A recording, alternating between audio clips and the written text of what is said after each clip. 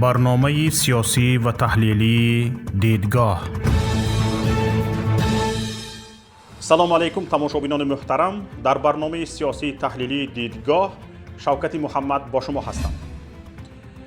امامعلی رحمان رئیس جمهور تاجیکستان در تورنه آخرینش به باغ‌های انگوری شهر ترسونزاده، یکی از کمترین دستاورد کشور در زمان حکومتش، پسر خرده‌اش سامان را نیز همراهش گرفت. پدیده نو در سفرهای رئیس جمهور که می شود آن را حتی پدیده نو در سیاستش خواند، چون سیاستمداران هیچ کاری را به هدف سیاسی انجام نمی دهند. پسر بزرگی رئیس جمهور رستم امامعلی زمان به سفرهای پدرش همراه شد که الکی به ریاست پایتخت رسیده بود. اما سامان منصب جدی را صاحب نشده هنوز وارد سیاست نگشته است. البته این امکان هم وجود دارد که این کار تنها یک دفعه‌ای است و با کدام هدف کوچک انجام شده است.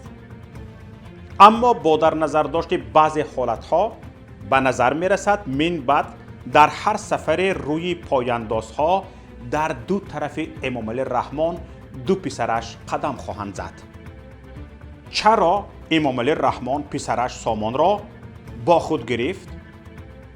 به این سوال چند نظری هست که در برنامه امروزه برایتان خواهم گفت. این که در نظر می نماید خانواده رئیس جمهور در تقسیم قدرت و منصب و دارایی کشور به توافق رسیده است و همه جای و حق خود را می دانند، تنها یک توهم ایلیوزیا است. حکومت، منصب، قدرت و بایگری در هیچ زمانه بدون رقابت همیشگی و جنگ و خرخشه نبوده است. حتی در داخل یک خانواده به بین پدر و پسر، مادر و دختر و برادر و خواهر. تاریخ هزارها حادثه کشتار برادر از طرف برادر یا خواهر، پدر از طرف پسر یا برعکس و حتی کشتار مادر را به خاطر حکومت و قدرت و بایگری ثبت کرده است. خانواده امامعلی رحمان نمی تواند استثنا باشد. با در نظر داشت سطح اجتماعی این خانواده تا زمان رسیدن به قدرت و حریصی یکایک اعضای آن به مال قدرت که مثلا در غصب بیزنس و اموال دیگران برملاست، میتوان گفت رقابت و جنگ خرخشه و بدبینی در داخل آن بسیار تند و بیرحمانه است. تنها ماشین تعقیب و تهدید و سنزور اجازت نمیدهد جنجال های خانوادگی از داخل آن بیرون شوند، هرچند گاه جزئیات این جنجال ها به هر حال به رسانه ها راه می‌یابند. منبع های ما میگویند برگزیدن رستم به حیث میراثبر قدرت را بیشتر اعضای خانواده رئیس جمهور قبول ندارند. این ناراضگی و صداهای اعتراض بعد وارد بیزنس بزرگ شدن رستم در سیمای شرکت اوستا گروه و با سرعت از خود کردن بیزنس های پایتخت از جمله بخش هایی که قبلا بین اپه هایش تقسیم شده بودند بیشتر شده است. در رقابت سهم حسن اسدالله زاده و برادرانش که اکنون مجبورند لقمه های روغنی بیزنس را به جیانشان برگردانند کم نیست.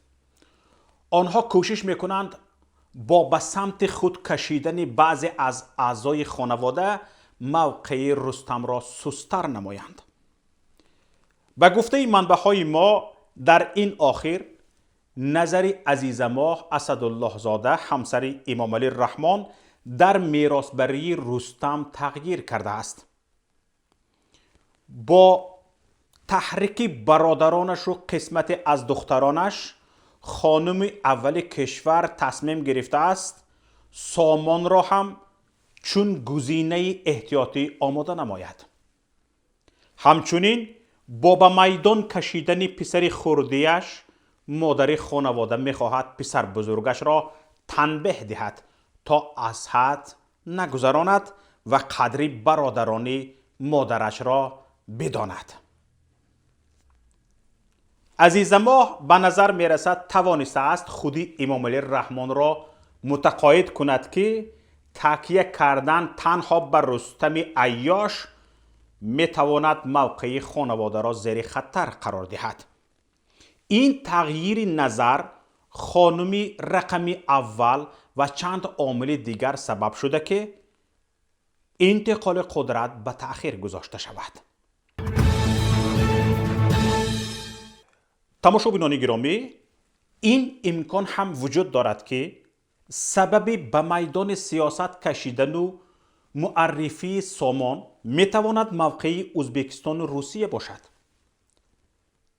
هنوز چند ماه قبل از تغییر یافتن تصمیم امام علی رحمان مبنی به در انتخابات سال جاری به رستم دادن جای خود، ما پیش بینی کرده بودیم که ولادیمیر پوتین و شوکت میرزیویف به هیچ وجه راضی نخواهند شد که با رستم پس یک میز نشینند و او را همتای تاجیک خود نامند. آنها که البته از عیاشی رستم و ویبندوباری هایش خبر دارند، با گمان غالب به امام علی رحمان فهمانده اند که رستم را قبول ندارند. سبب اساسی تصمیمی باز هم رئیس جمهور ماندن امام علی رحمان هم میتواند همین باشد. وگرنه تمام شرایط برای به انتخابات رفتن رستم در این دوره را آماده کرده بودند. شاید کشور چین هم با در نظر داشتی تا رفت بلندتر شدن صداهای اعتراضی در تاجیکستان و امکان استفاده قدرت‌های دیگر از تغییر حکومت در تاجیکستان به رفتن امام علی رحمان راضی نشده است. با در نظر داشتی وضع فعلی بحرانی که اداره کشور کار آسان نیست و به دستگیری شریکان استراتژی نیاز زیاد وجود دارد. این شریکان نخواستند با یک جوان کار گیرند که هنوز کسی صدایش را نشنیده است. از جانب دیگر به نظر می رسد کوشش های خانواده مبنی به کشیدن پای رستم از باطلاق عیاشی با دادن منصب و مسئولیت ها به او نتیجه نداده است. از این رو تصمیم بر این شده که گزینه احتیاطی از حالا آماده شود تا در صورت فورس ماژور باز انتقال قدرت به مشکل سرعت بگیرد. در چند سال روی صحنه سیاست قرار داشتن رستم با وجود تبلیغات همیشگی رسانه‌های حکومتی، فابریکه جواب و تملق‌کاران از او، نظر نیک به پسر بزرگ امام علی رحمان در جامعه شکل نگرفت. اصلاً از ایمیج میکرهای حکومت که همه کارشان نتیجه برعکس میدهد، از این بیشتر انتظار شدن سادگی است. رستم را مردم چون عیاش، معتاد و گنگ میشناسند. لقب گنگی به او بعد یک سال رسیدنش به ریاست پایتخت چسبید. چگونه؟ در این یک سال سخنرانی رستم در جمع یا رسانه یک بار می نیم بار دیده شد و خلاص. آن هم حدودی یک دو جمله. مردم به این نتیجه رسید که شهردار پایتخت حتی از روی کاغذ درست خوانده نمی تواند، وگرنه برای تبلیغش می توانستند متنهای خوب آماده کنند و اقلاً مثل پدرش از روی کاغذ بخواند. این کار که نشد، انیق شد که رستم نیمه گنگ است. اقلاً هیچ نباشد، گنگ نباشد. اگر اکنون با فرق از رستم، دادرش سامان امام علی زیرک و هوشیار و درس خوانده قلمداد می شود. هرچند سامان هم از عیاشی در کنار نیست و مبلغی بودجه را برای خوشگذرانیش دریغ نمی دارد، حد اقل درس خوانده است و معتاد و نرکمند نیست. همچنین درباره سامان حرفهای منفی در جامعه و رسانه ها کم دیده شده اند. برعکس از شرکت و غالبیتش در المپیاده ها چندین خبرها نشر شده اند که در فهم و درک و دانش از یک سر و گردن بالا بودن از برادر بزرگش را نشان می دهد. این نشان دهنده خوب است برای معرفی و ترغیب سامان، همچون ولیعهد و میراثبر پدرش. هرچند سامان هنوز جوان است، تا انتخابات نوبتی به سن انتخابات نزدیک می شود. سامان حالا 22 ساله است. حتی در صورت مرگ پدرش هم می توانند رستم یا آزاده رحمان را به حیث اجرا کننده وظیفه تا به بلاغت انتخابی رسیدن سامان معرفی کنند. تماشابینان گرامی، اینجا می توانی یک چیز دیگر را قید کرد که امام علی رحمان خودش از چند لحاظ احساس خطر کرده است. اول از طرف کلانی حسن اسدالله زاده که یک زمان کیسه رئیس جمهور بود و تاجری موفق رقم اول، اما با بلاغت رسیدن و به شوهر برآمدن هر جنین نوبتیش موقعش تنگتر می شود. در گمان است حسنه که یک زمان خود را میراثبر قدرت یزنه‌اش میپنداشت با این وضع قناعت کرده و کنج عزلت گرفته باشد. با در نظر داشت این که کودکان چون رستم و شمس الله هر روز قسمت از امپریاش را ضبط میکنند، با گمان غالب حسن نقشه تغییری وضع را به نفع خودش دارد و امام علی رحمان نمیتواند آن را صرف نظر کند. حسن اسدالله زاده یک زمان در تاثیرگذاری نفر رقم 2 کشور با جیانهایش مناسبت خوب ندارد و اگر منفیتهایش تقاضا کند به هر کار دست خواهد زد که میتواند برای رستم و سامان خطر محسوب شود. حرف دادرش محب الله را شنیده بودید؟ نامرد باشم زنده باشم. این شعار این اولاد است. از دستش هر نامردی می آید. این را امام علی رحمان خوب می داند. چیز دیگر، امام علی رحمان از گلناره کریمووا دختری سابق رئیس جمهوری ازبکستان درس عبرت گرفته است و می خواهد در زندگیش فرزندانش را در کارها شریک کند و تا جای رساند که دیگر یتیم و عبیدالله و دیگران نتوانند آنها را قرد کنند.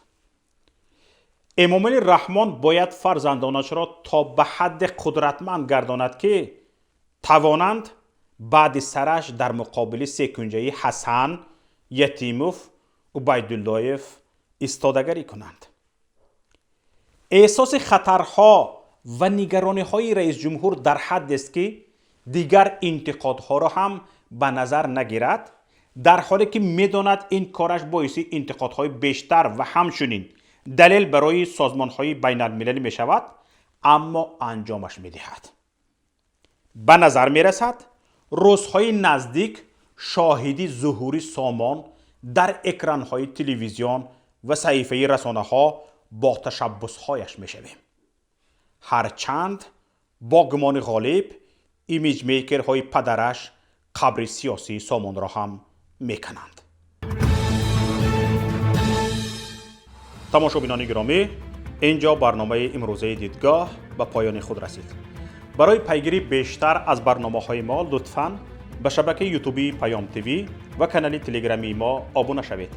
در کانال تلگرامی ما دوام روز برچسب تمام مطلب‌های پایگاه اطلاعاتی پیام نقطه نت، برنامه‌های ویدیویی کانال یوتیوبی پیام تیوی، برنامه‌های رادیویی پیام گذاشته می‌شوند. همچنین شما می‌توانید برنامه‌های ما را روی موج ماهواره ایتلسات 7B در موقعیت 7 درجه شرقی بر روی بسامد 11262 گیگاهرتز، سرعت نشانی 27500، قطبش افقی FEC 5/6 از شبکه مستقلی ماهواره‌ای TPLUS تماشا کنید. خیر تا روز دیگر. السلام علیکم و رحمت الله. برنامه سیاسی و تحلیلی دیدگاه. با آگاهی مردم شریف تاجیکستان با برابر فرارسی 29مین سالگرد استقلالیت جمهوری تاجیکستان از فردا 9 سپتامبر شبکه نوین ماهواره‌ای TPLUS به کار آغاز می‌کند. برنامه‌ها با زبان‌های تاجیکی و روسی پخش خواهند شد. شما می توانید آن را از ماهواره ایتلسات 7B در موقعیت 7 درجه شرقی بر روی بسامد 11262 گیگاهرتز، سرعت نشانی 27500، قطبش افقی FEC 5/6 تماشا کنید. ماهواره ایتلسات 7B، موقعیت 7 درجه شرقی، بسامد 11262، سرعت نشانی 27500، قطبش FEC 5/6. 5/6 با آگاهی مردم شریف تاجیکستان با برابر فرارسی 29مین سالگرد استقلالیت جمهوری تاجیکستان از فردا 9 سپتامبر شبکه نوین ماهواره‌ای TPLUS به کار آغاز می‌کند. برنامه‌ها با زبان‌های تاجیکی و روسی پخش خواهند شد. با آگاهی مردم شریف تاجیکستان با برابر فرارسی 29مین سالگرد استقلالیت جمهوری تاجیکستان از فردا 9 سپتامبر شبکه نوین ماهواره‌ای TPLUS به کار آغاز می‌کند. برنامه‌ها با زبان‌های تاجیکی و روسی پخش خواهند شد.